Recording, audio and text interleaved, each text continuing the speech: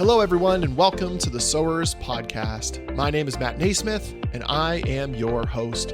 This podcast is all about church planting in the Canadian context. So whether you are a church planter, pastor in a church, part of a church planting team, or someone just wanting to learn more about Canadian church planting, we believe this podcast is for you. We pray this is a blessing to you, and if it is, we would ask you to share links to episodes, subscribe on whatever platform you're using. With that, let's get to our next conversation.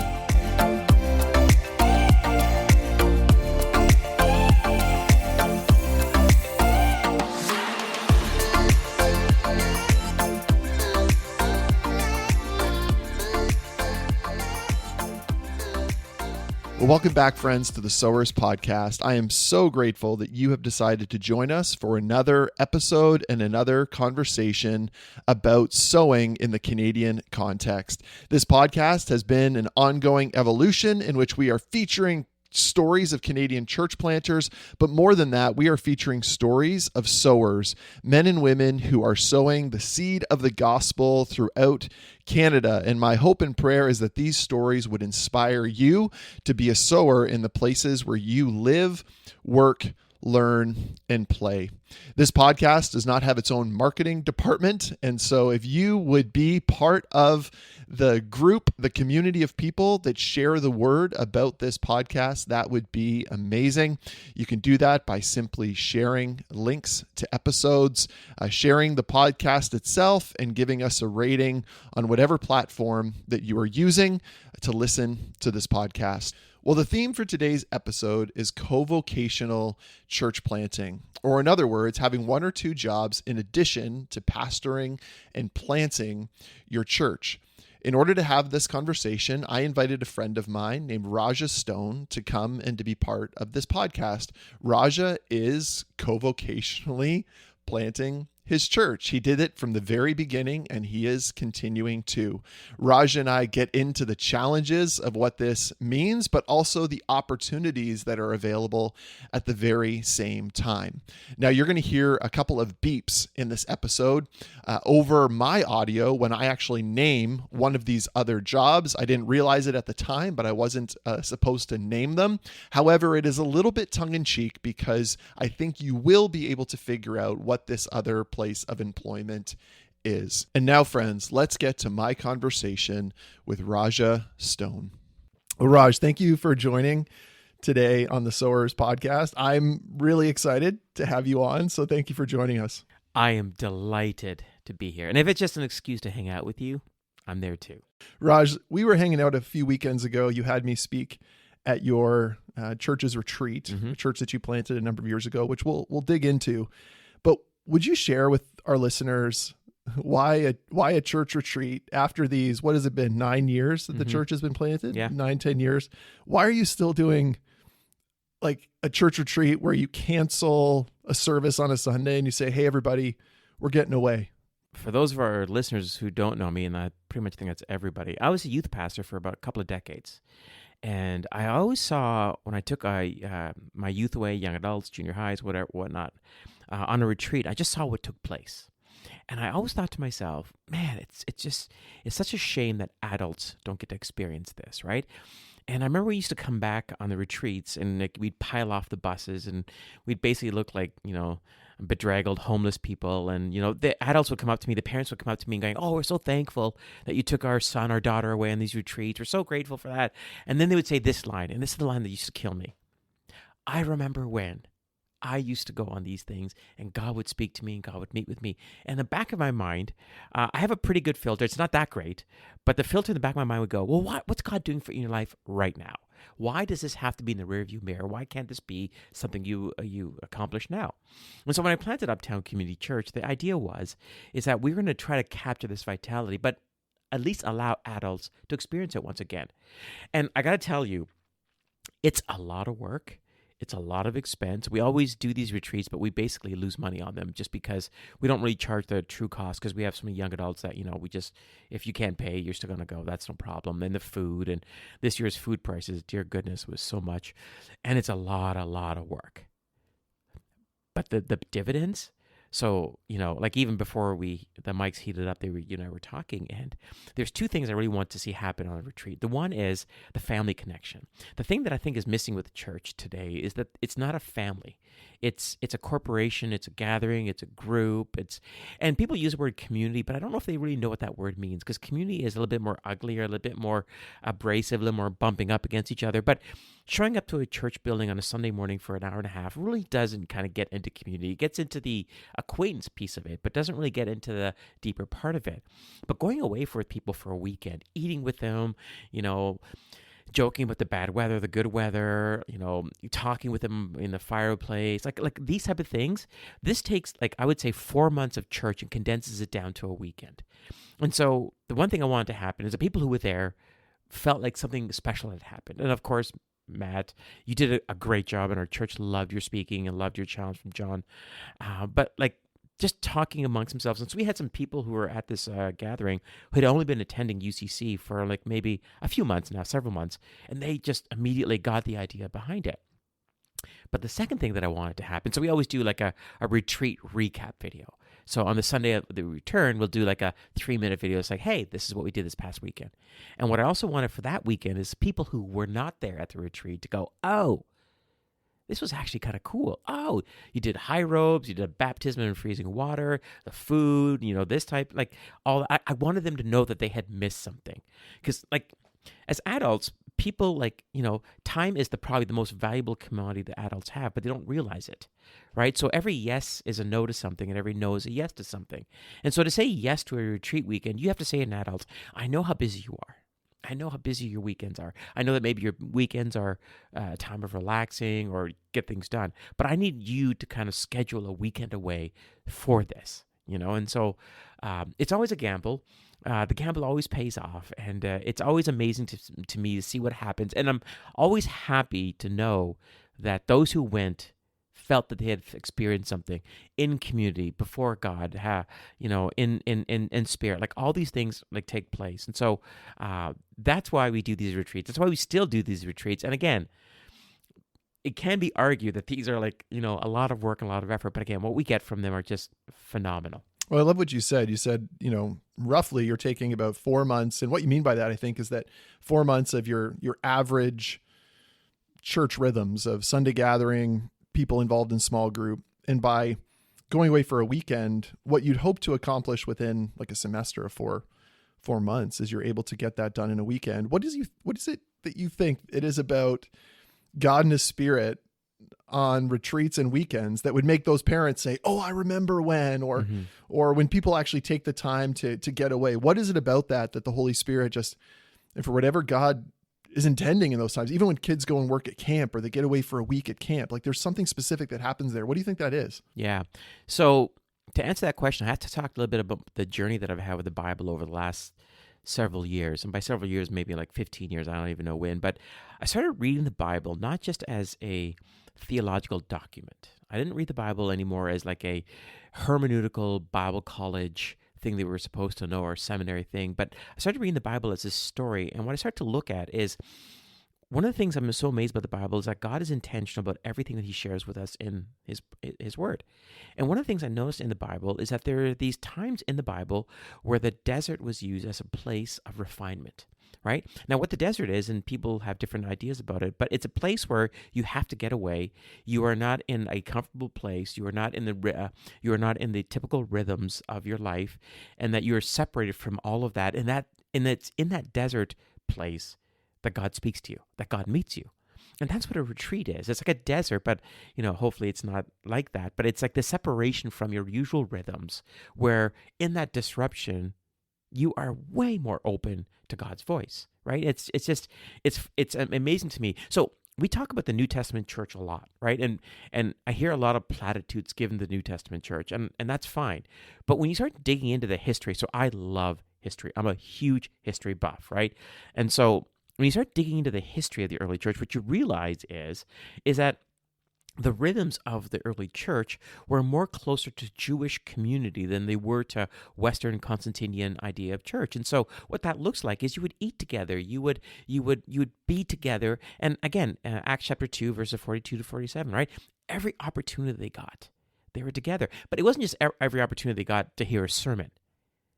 But like, hey, come to my home and let's eat together. Let's go to the marketplace together. Like, let's find these times outside of the regular rhythm and just to actually experience what faith looks like. And so when I thought about what church could look like, or what the idea of what church could be like, I'm like, we need to make sure that we are enshrining this idea of separation or desert in our church life, so that when we talk about spiritual retreats, when we talk about time away, when we talk about even this idea of Sabbath, well, we have actually a something that actually they can point to, see, and go, yeah, okay, I understand what that means because I know our church goes away. And again, whenever we do a retreat away, right, like people aren't giving, right? Like they may give, like, we'll have digital giving for our church and all that. But like one of the reasons why, some pastors were like, well, are you sure you want to do a retreat? Because, how are you going to pass the plate around? How are you going to get, and it's like, okay, yeah, I understand that might be an idea there, but like, you're missing the point of what it actually will do for you, right? You're missing the point of what it actually gives to you in your community. And so the desert is this place in the Bible. And again, when God takes somebody and removes them from where they're at to this place of isolation, of solitude, that's where his voice speaks. And again, this pattern of the desert, everywhere. It's everywhere. Like, it's not just in the Old Testament, it's in the New Testament, in the book of Acts, it's everywhere. God takes a person and says, okay, I need to remove the distractions so you can listen to me, right? Where do we go to meet the face of God? We go to Mount Horeb in the desert by ourselves so that we can see God passing by. Where do we see covenant happen? God takes us away from the place. Where do we see the burning bush? We go into the desert place. Where do we go to experience what God wants? It's away from the regular rhythms of life, so that in that disruption, God can go, okay, now that I got your attention, let's have a conversation. There are a couple themes I think that are there. One is God speaking in the desert, and then another part of it is the church's family, which is really what we're talking about. We're talking about community. The church's family. The Father adopts us as his children, and therefore we as the church, it's part of our Trinitarian identity as we become the family of God. For you, what was the experience in your past? Maybe it was the environment in which you came to know Christ, or the family upbringing that you had. But when were you convinced that the church is not a group of people that just decide, for an hour and a half on a Sunday to get together, but is actually family? So we are immigrants. So we immigrated to Canada in the 70s. And so I and my 5 sisters, my mother and father, left India to come to Canada. And it was kind of a culture shock. Now, because How old were you at that time? So I was 1.5, right? Okay. So I was young. But of course, my sisters were older, obviously, and my mom and my dad. And what's interesting is, for an immigrant is a person who's displaced from what is familiar, and they go to a foreign place, and so you have to kind of recreate community, or at least kind of create another type of community there. So I remember being very young, and anybody from a different country, from the same country you come from, in Indian culture becomes auntie and uncle. And so what was funny as a kid is I didn't actually know if these were blood relatives, but these people who are from India, who are in Canada, who are new immigrants as well too, were introduced to me as auntie and uncle. I'm like, okay, great. But I would have to say to my sisters afterwards, I'm like, are they really auntie and uncle? And for the most part, they're like, no, that's what we call them. But sometimes they would even go like, I don't know, actually, maybe we don't know. But the idea behind that is that creating community is something that has to happen, and there's an intentionality about it, but you have to carve out space behind it as well too. So the church that we'd attend to, so my background's Pentecostal, and the church we'd attend is that it was a very classical Pentecostal church, but it was a church that was well established, and well-established churches have power groups, have power families, have people who are always on the board, have people who are always on committees and all that. For a new immigrant coming into that church, you are outside of that. So the idea of the vision I've always had of the church, even though I'm a pastor, I've always felt like an outsider. Doesn't matter how long I've been in the church, I've always had the outsider's mentality, because I've always viewed church as like, okay, I'm outside of it, looking into what people are actually making decisions. So the idea of the church as family for me kind of came from my own family, because what I saw the church that I attended, it was a fine church, it was a wonderful church and all that, but there wasn't an embracing of that which was diverse, or that which is different. One of my fondest memories actually is a Christmas time memory, which is appropriate with Christmas time coming up. So my mom used to, on Christmas Eve, we would, as a family, be making pizzas all day long. Now, pizza, for those of you know, is probably the cheapest thing you could make. We're new immigrants. My parents are both factory workers, but taking what little resources we had, we would make pizza. And I mean like pizza upon pizza. And after the Christmas Eve service, my mom would go out and would see the people, and you could tell the people who are not in the inn, they're just standing by themselves. She would go to them, and she would invite them to her house. Like literally, come to my home. We're going to sing Christmas carols, and there's going to be food there.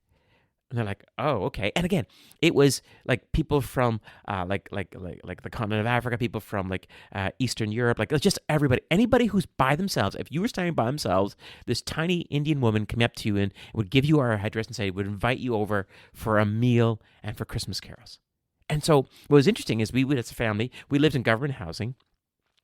And as soon as we got home, the place would be prepared, the pizzas would all be warmed up and all that. And all of a sudden the doorbell would start ringing. And these people who were strangers would come in.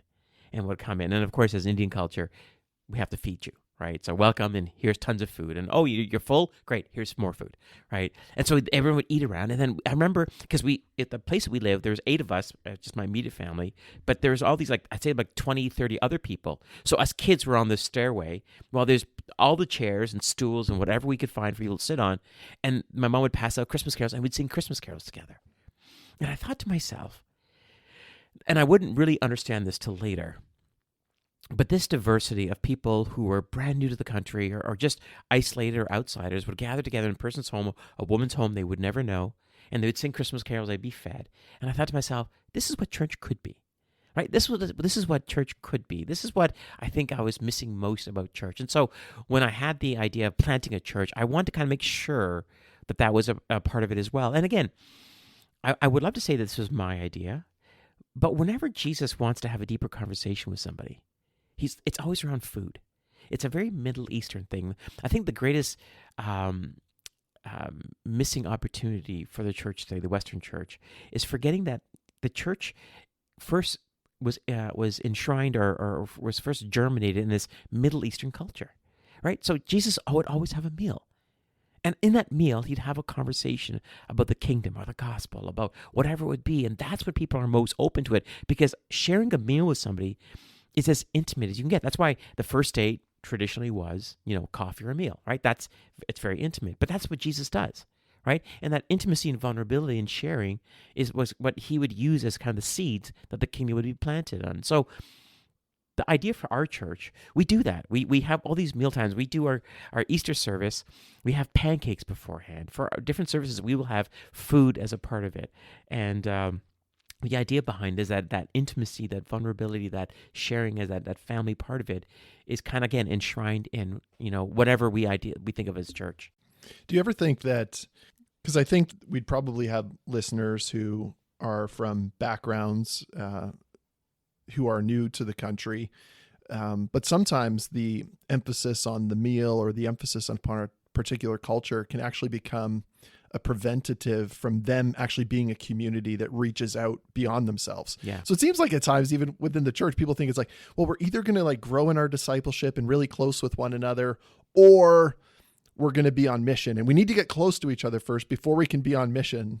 What do you think's happening there? Yeah, so it's interesting. So when I first planted Uptown Community Church, I came up with these tensions, and these tensions are the internal cohesion of the church with the outside, and be outside of the church, right? So every church struggles with this, right? So there's some churches that are really outreach oriented. Great, you're outreach oriented, but when you're so outreach oriented, if you forget to disciple the interior, the interior begins to kind of crumble. But then they have some churches so interior, we're all discipleship, we're memorizing the Bible, but then they're not really getting out into the culture, not getting into the world. So that's what I would like to call binary thinking. Binary thinking is yes, no. Right? And so often churches or pastors have binary thinking. And I came up with this idea a few years back. And I don't know, I was listening to this. So I love podcasts. I love listening to podcasts, but I have a very diverse podcast, listening, what I listen to. And I remember listening to one podcaster, and it was this guy who was talking to this Nobel Prize winner about astrophysics. And he was talking about quantum. He goes, the problem with quantum mechanics is that people think of it as yes, no. He goes, that binary thinking is what inhibits people from understanding the quantum realm. He goes, it's not yes, no, it's yes, and. And it was like the Holy Spirit goes, that's it right there. And I'm like, yes, and. So it's like, okay, let's not think about church as outreach or inreach, but let's think of it as both. Let's not think of church as, culturally based upon whatever our meal is, right? Again, ethnicities for new Canadians. We gather together, and I remember that as being new Canadians as well too, as an Indian. Like, okay, people from India, we're gonna gather with them. But it's like, wait, what if it's not so much about the Indian culture, but what if it's more like my mom's Christmas Eve, family gathering? And I think the reason why we made pizza, because it was cheap. But what's interesting about the pizza thing, though, is everybody who came recognized this as a piece of this new culture, right? So if we made Indian food for people, by the way, Indian food is, in my opinion, and this is not even arguable, the best food to eat in the world, right? That's it. But again, it could be too spicy, it could be whatever, right? But pizza. I'm not saying pizza is the food that unites people, but everybody who came to our house on the Christmas Eve service, we gave them pizza. And it wasn't like, oh, I don't know what pizza is. Everybody knew what pizza is. And it was like, oh, we're trying to be, it doesn't matter where our culture background was, we're uniting around this, right? And I think that's what communion can be as well, right? Communion, no matter where you go in the world. I remember one time I led a team to Ecuador, and we were visiting another church. And I remember we had just arrived there, and I saw these women preparing the communion meal. And I didn't know they were preparing communion meal, but I saw bread and I saw juice. I'm like, oh, I don't have to speak the language. I know exactly what's happening here. I know what's about to happen because I recognize the emblems. I recognize the elements. And so it's like, yeah, we don't want to be so culturally like, hey, it's about this meal, about this type of meal, or the methodology. We don't want to enshrine methodology, but it's like, what is the values behind this? What is the not the binary thinking, but what's the quantum thinking? It's not yes or no, but it's yes and. Mm-hmm. How do we get that into the church and help them understand that? Well, I think your mom's example is a pretty phenomenal example of that in an experience that you lived in and grew up in. Friends, we'll get back to my interview with Raja Stone in just a moment. Prior to that, however, I want to remind us that we are now in the season of Advent. Advent means the arrival of a notable person. And in this season, Christians celebrate the arrival of King Jesus, God the Son, who put on human flesh to dwell among us. Many people at this time of year are being generous. They are buying and purchasing gifts for others. And this is also a time in a local church that you can invite the people that join you and are part of your church to be generous as well. Something that we did in the church that I planted was we had a special Christmas offering every year in which we raised money above and beyond our own offering and our own giving to be able to give away. I felt this was a really important discipline in the life of our church in a season of generosity for our church to be generous towards activities, towards endeavors, towards kingdom things that are being done outside the life of our local church. And so again, in this season of Advent, as we are celebrating the generosity of God to us, maybe this would become a time where you would lead and develop and build a culture of generosity in your church as well. And now, friends, back to my interview with Raja Stone. I want to transition a little bit. You, from the very beginning of planting the church, have been bivocational, or something that we're using in our network recently is co-vocational. Co-vocational being you kind of have two callings.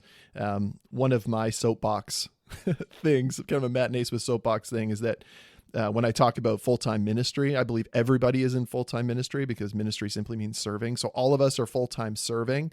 And so I'll usually say I would work in pastoral work, or now I work in a network role.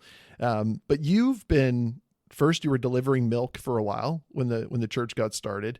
And then over the last little bit, you've been working at, and then also at a drop-in center.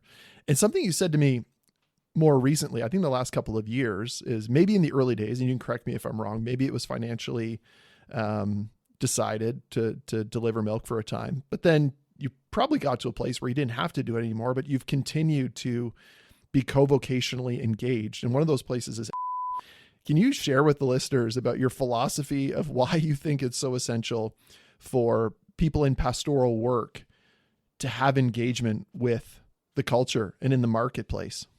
So when I first planted Uptown Community Church, I had this idea, an idea that I put forward to the church, something called low resource footprint.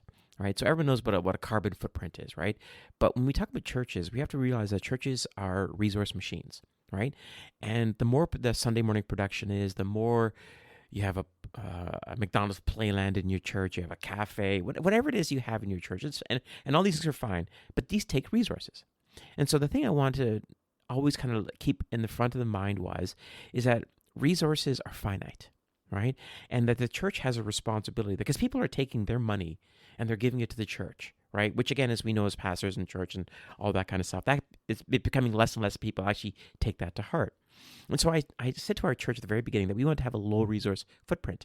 And what that means basically is that everybody on staff, whatever that would be, would have secondary jobs so that the function of the church wasn't to keep me financially stable, which of course is great, but it would be to say, hey, we're going to take care of some of it, but you're going to have to take care of the other part as well too. But what I realized after that though is that I was having conversations with people in the world, in community, talking to people about faith, about Christianity that I would have never ever reached in the church.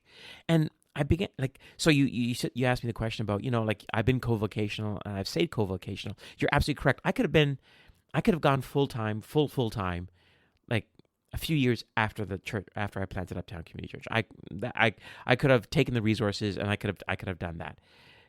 But I didn't want to because I actually liked meeting people and talking to people who would never step into my church, who I would never reach by social media or whatever else, but I would just have a conversation with.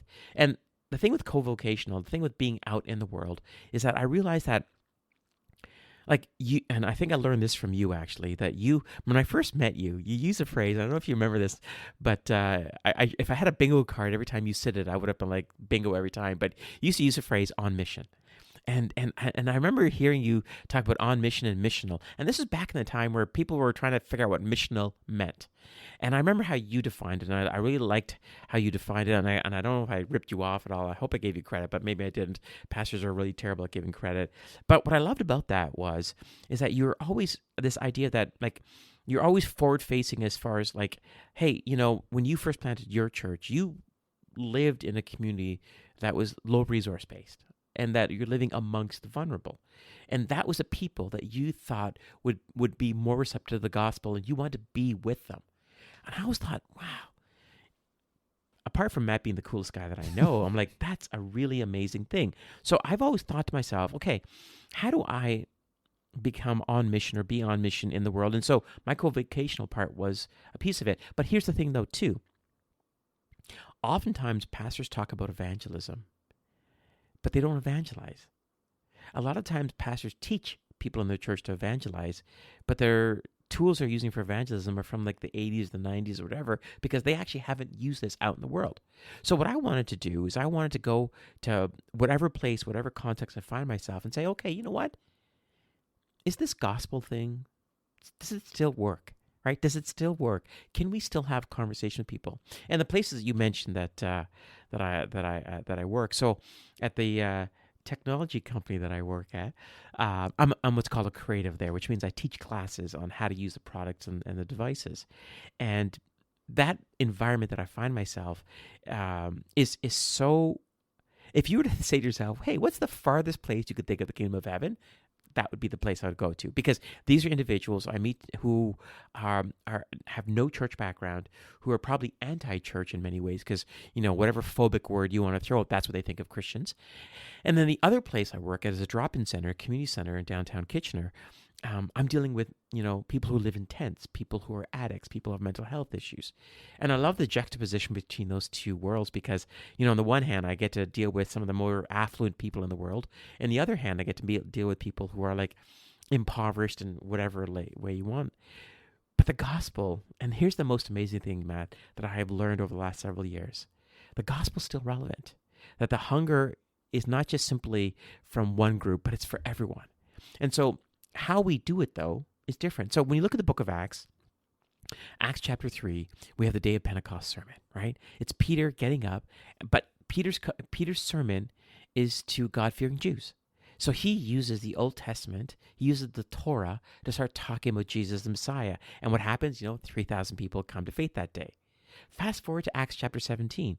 Paul has a different conversation with people in Athens, Mars Hill. Everyone knows it, right? But what people don't maybe have put together is that after Paul has this really long conversation, and again, his sermon, The Unknown God, oh my goodness, fantastic stuff, right? Epic, yeah. The PowerPoint for that would have been amazing, right? And I think it's the Mars Hill part that we have to really think about today as far as how do we translate the gospel to these people. And the thing that we have to remember, it's not about inviting people to church.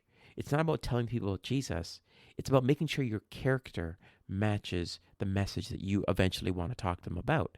And so in these both places, I wanted to make sure that I wouldn't go in there with like, I'm a pastor or whatever. As a matter of fact, I didn't tell anybody that I was a pastor. It wasn't until I was outed a couple of months into it by my daughter, who also works there as well too, and like, oh, you're a pastor? Because again, like brown immigrant, not my typical, pastor image. Like, yeah, I'm a pastor, and oh, okay, all right, and then have that conversation. And again, at the place that I work, think about all the topics that are in culture today: race, gender, sexuality, justice, all these hot button topics. I kid you not, Matt, that I have not had a single uncomfortable conversation with people in these places, because they don't care so much about what I believe, but they want to know how I'm treating them. So I'm having conversations with people who are non-binary. I'm having conversations with people who are off their meds and are like high as a kite. I'm having conversations with people who are living in a tent. I'm having conversations with people who are just talking about the Audi that they just bought. And it's interesting to me is that it's not about the message. It's about like, okay, how am I treating them? Is the gospel making sure that their dignity is intact? Is the gospel seeing them as image bearers of who God is? I'm like, yes, it does. And so I've had these incredible conversations and experiences, and again, I could go on and on, but it's amazing to me how as pastors we cloister, and I use that word intentionally, in the church. And all our understanding of the world can come through social media, through reading, but not really actually having a relationship with people who think differently within us. And what's taught my church, though, is that, the resources that we have at Uptown Community Church are really for the kingdom. Like, we don't spend money on the stuff that, increasingly people don't care about anymore. But when we do spend money, we spend it on the retreat. We spend money on, investing in the community, gift cards for people for groceries, whatever it would be. That's where the resources go. Because again, there's myself, I have a kids director, I have an admin, and I have somebody who does who takes care of our website. And these would be our staff members. But when I say staff members, you need to understand, like the other people that I mentioned to you, that I work 3/4 time, right? That's how they work like 10%. Right, whatever that be, 90% of the time they have another job, but 10% of the time they do what they do at UCC, and they're still they're still paid for it. But again, it's not a large amount. But that's not the problem, though. As a matter of fact, our web designer during the pandemic, right, we're online, and this poor guy is trying to set up this broadcast stream, and so I said to him, hey, can we give you more money, because we are previous to you saying yes to this position, it was only like maybe 2-3 hours a week. I got you like 10-15 hours a week working on this website now, and the streaming platform and all this stuff. Can we give you some more resources? Because we want to honor what you've done. And you know what he said to me? He goes, why? Like, what do you mean, why? Because you're like, you're way above what we said you Labor should deserves his wages. Let's compensate you for it. Exactly correct. And he's like, no, actually, I don't want more money. And I would actually work for free if you would let me, and I'm not going to. And I said, I'm not going to let you. But like the fact that he would say no to having more resources, because what he's doing is not based upon, the financial gain. That's more for me to make me feel better that, the work he does. But for him, it's mission. For him, it's using the talents God's given him to invest in his community in the way that he has. And it's like, oh, okay, fair enough. I'll take that.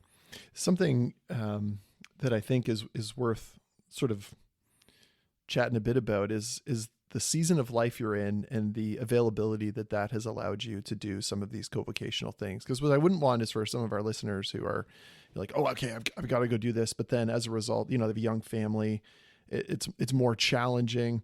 I know also a number of our listeners, it's co-vocational, but really they're working full-time, 45, 50 hours a week, maybe in a factory. And they're also trying to lead their church effectively on the side with the rest of the time. As you look forward, as far as thinking we want to have a low resource footprint, how does a pastor manage? And I think this is maybe from some of your lessons, your situations may be different than what others would be in, but how do you need to lead a church by being co-vocational?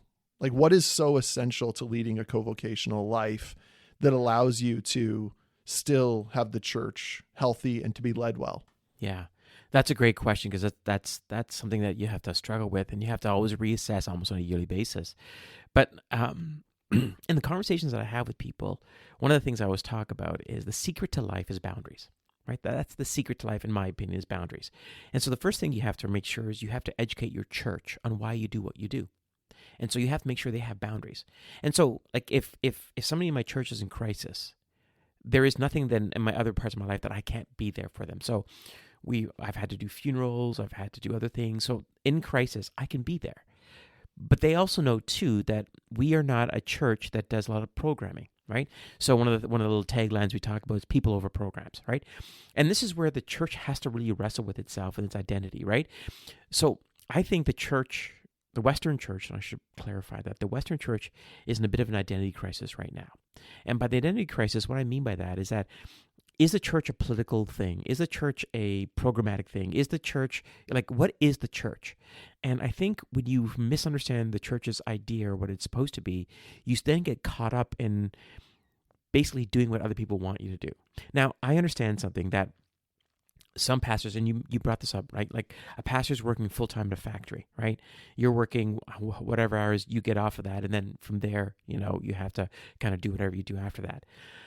You have to always make sure that the church that you're leading understands what you're doing, but more importantly, they understand why you're doing what you're doing, right?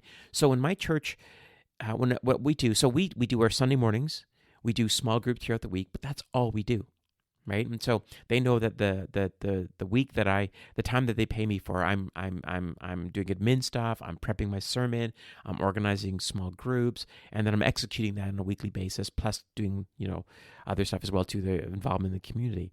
But they also know too that their pastor's not going to maybe say, hey, let's do something else as well too, because A, I don't have time, but B, we also realize as well that, like, if I'm occupying them with church stuff, they're not in the world as well too, right? So at the very beginning, we talk about, yes and no, right? Every time you say yes to something, you're saying no to something else. And every time you say no to something, you're saying yes to something else. A guy by the name of Jim Collins wrote a book a number of years ago.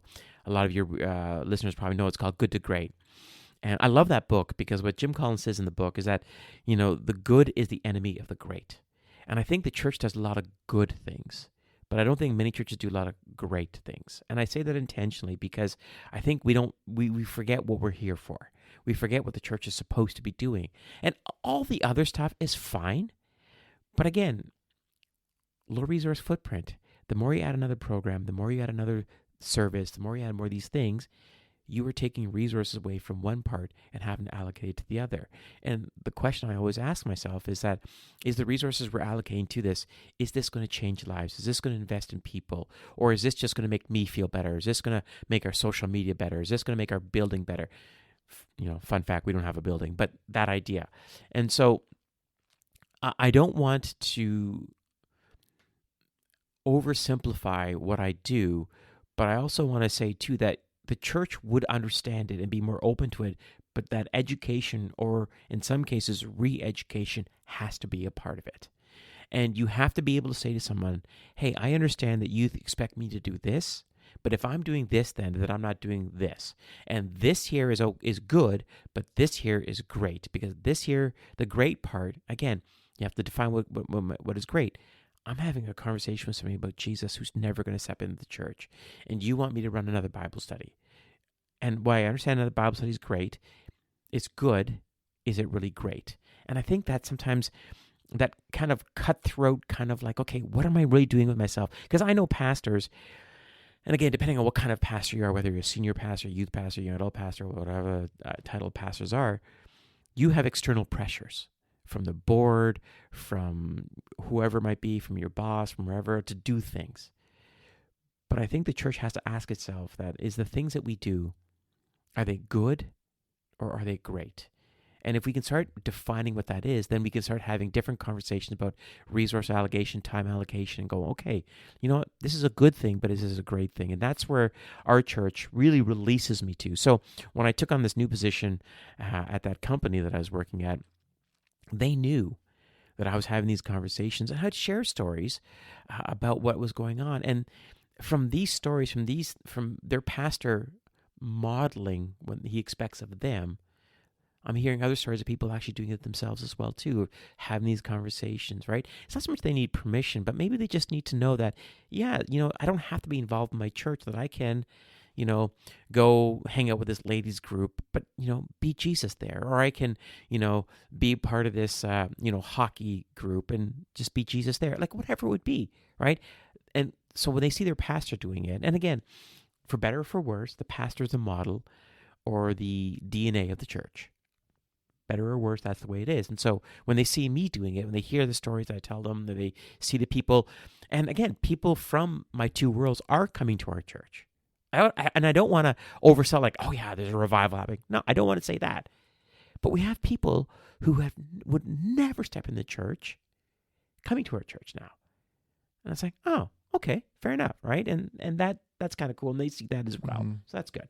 Well, I think what's interesting, you talked about the boundaries there, but oftentimes those boundaries need to be in place. Sometimes it's time, but other times it's like for the insider or the already Christian who maybe has cultural expectations. If it's a particular culture that the church broadly is reaching, sometimes it is, well, this is what the church I was in over there was doing, and so I want you to do it. And so what I hear is you being honest with your people about, hey, this is our target. That would be a low resource church. That's going to mean also I want to be in the community. I also think it's important that you understand that I am. And so therefore that's who we're going to be. And so there's a clarified expectations.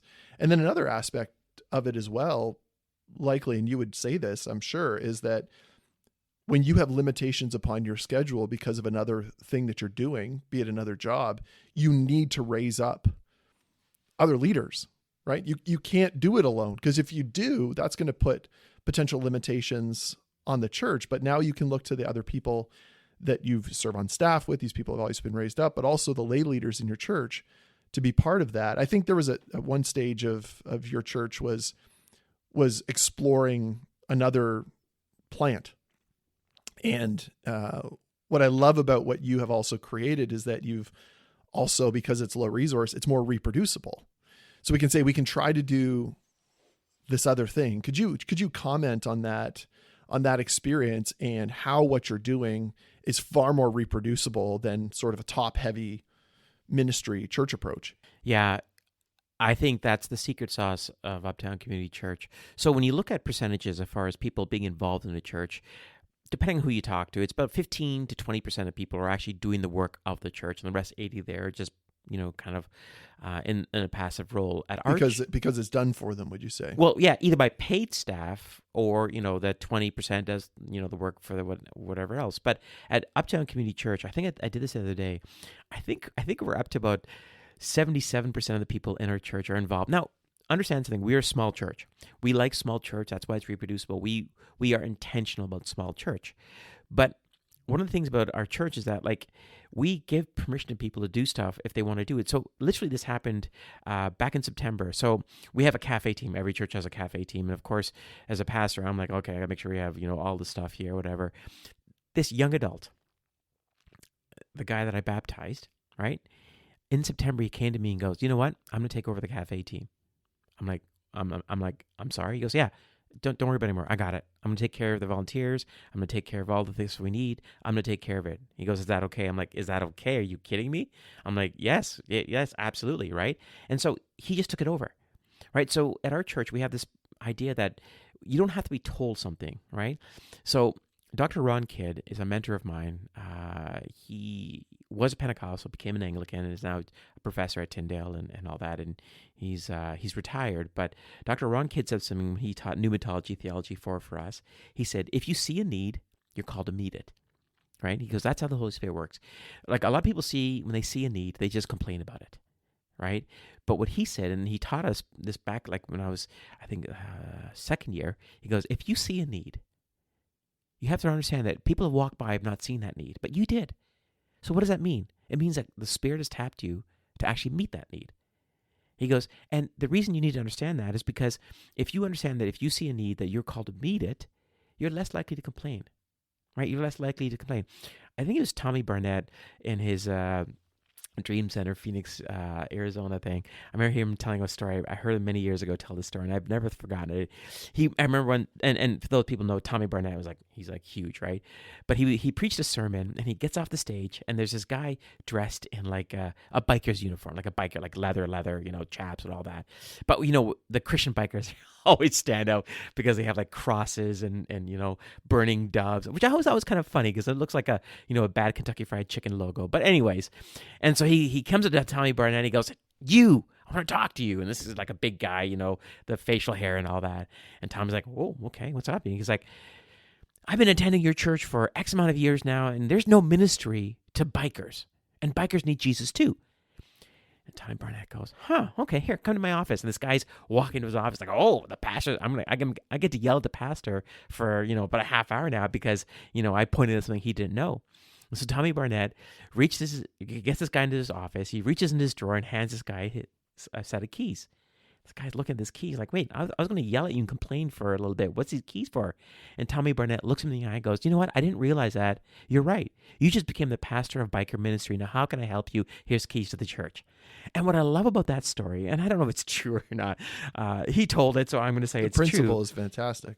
Exactly correct, right? So at our church, we don't take complaining very well, right? Because a complaining spirit is actually spiritual rot.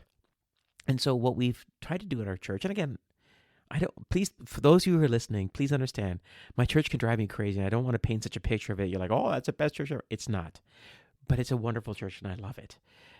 Even over the last year, I've had like a few offers to kind of go to different churches. And every time I get an offer, I'm like, no, thanks. I'm not interested. I love my church. But what's interesting, though, is that our church that, like, people just start up, like, hey, can I do this? Can you? Of course you can. So this young kid, again, understand something. This kid is like in his 20s.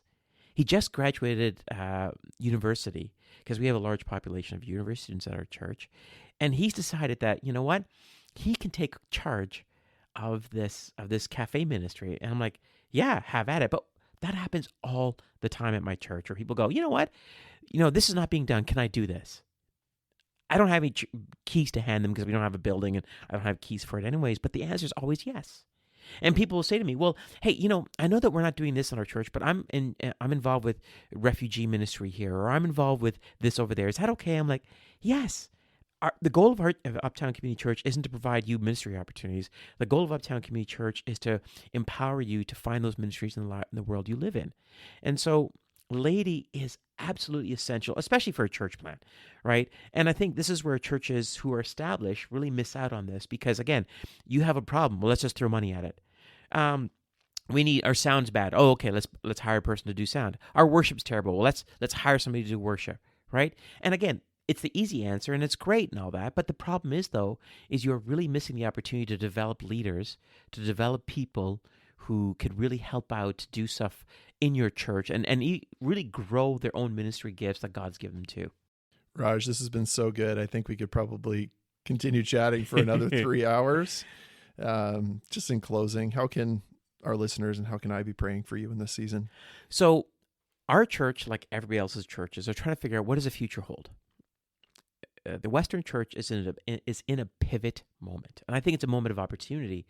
But churches need to pivot. And it doesn't matter whether you're established or a church plant. There are opportunities out there, and the way we've done church is not gonna suffice anymore. And so Uptown Community Church, we are thinking to ourselves, okay, what's next for us? And so for you and for anybody else who just, randomly looking for things to think about, you could pray for us for that we would we'd be open to the Spirit, that we would see the need and meet it, and just however God would position us for that. A small church to be able to meet whatever would be in Uptown Waterloo. That's how you could pray for us. Well, I'm sure you would agree that there is much from my conversation with Raja Stone today that we could apply and use as our action step. Something I want to emphasize, however, is Raja's conversation about, rather than thinking in a binary way, think in a quantum way. Rather than yes or no, think yes and. What are the ways within your community, within your church, that you are stuck to thinking yes or no? And what would be a way that you could leverage a yes and, a quantum thinking of both building community, building family, while at the very same time welcoming people to become part of that family and community? Raja told the example of how his mom on Christmas Eve would invite outsiders into their home for pizza. Pizza was not Raja and his family's cultural food, but it was a food that they saw as a way to unify many groups or people from different ethnic background. And so while they were continuing to build family or the culture around their own dinner table, they at the very same time were welcoming other people in. What are the things that you are doing in the life of your church right now that could be an open table, an open invitation to others to come into your experience of community and family, of welcoming the outsider in, rather than thinking, well, this is our community event and then we'll go and do outreach events, and instead thinking of one environment to do both, the yes and of quantum thinking. Well, thank you again, friends, for joining this episode of the Sowers Podcast. As I said at the beginning of the episode, we do not have a marketing team. And so if you would be part of the community that shares these episodes and share this podcast, we would be so incredibly grateful. And now, friends, I would love for you to hear a clip from my conversation next week with pastor and church planter Norm Funk. Preaching and teaching in the life of a church plant. Yeah, it's vital. It's of paramount importance, and it's even growing. There's not less importance today. There's not an overabundance of Bible preaching churches in Canada, and that's not the case in Vancouver. I mean, Paul, in his counsel to Timothy was preach the word. In season, out of season. There will be times of flourishing in our seasons of preaching, and there will be times where it's pretty dry and dormant, but the call is still the same. We need to preach the word.